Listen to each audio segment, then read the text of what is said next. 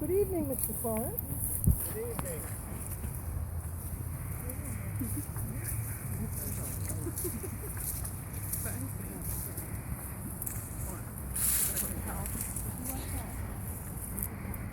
Good evening. My name is John Torrance.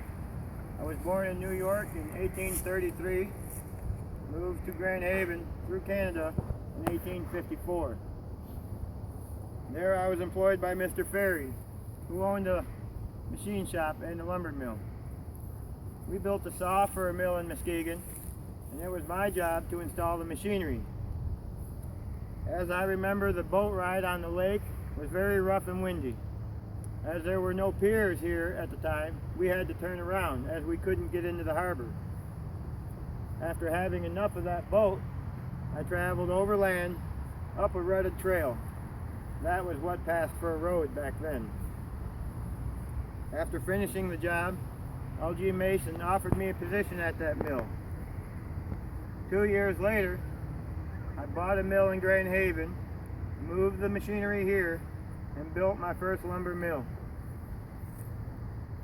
Then I had bought and sold more land, lumber, and lumber mills than any so-called lumber baron in this town. Many more than Muskegon's beloved Charles Hackley.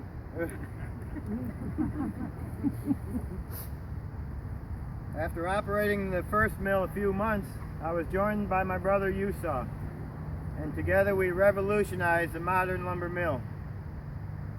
Torrent patents for lumbering equipment, 17 in total, were licensed to use all over the vast new lands, and proved to be quite profitable. Also quite a risky adventure, as I'm sure your friend Alex Rogers has told you. Oh, I'm sure Rogers told you how he came to this town and built the first foundry here. Did he also tell you how he used that foundry to infringe upon my patents? Of course not. We had to take him to court time and time again, all the way to the Supreme Court, who finally backed our patents. Still a costly affair. I'm glad you have visited us tonight, as it has given us a chance to see our hometown again. My, how the city has changed. During the height of the lumber era, sawmills lined the lake, from the channel to the river, mostly mine. We even built sawmills on the north side. We would build a mill on pilings out in the lake so we could float the logs to them.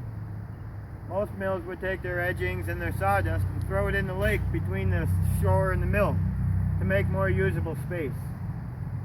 Why, I remember when the water was up to the tracks behind the depot.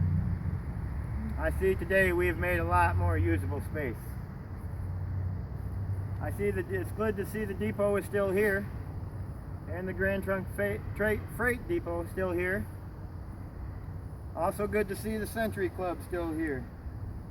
And my favorite, downtown, my beloved Dream. I bought the site for my new house in haste, as I didn't want to see Mr. Hackley own the whole intersection.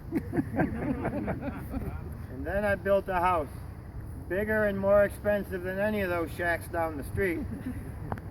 Too bad they had to use it for Mr. Hackley's library. I thank you for visiting our city of the dead. And I beg of you, my friends, please care for her, as I would like to visit her in another 100 years. Thank you.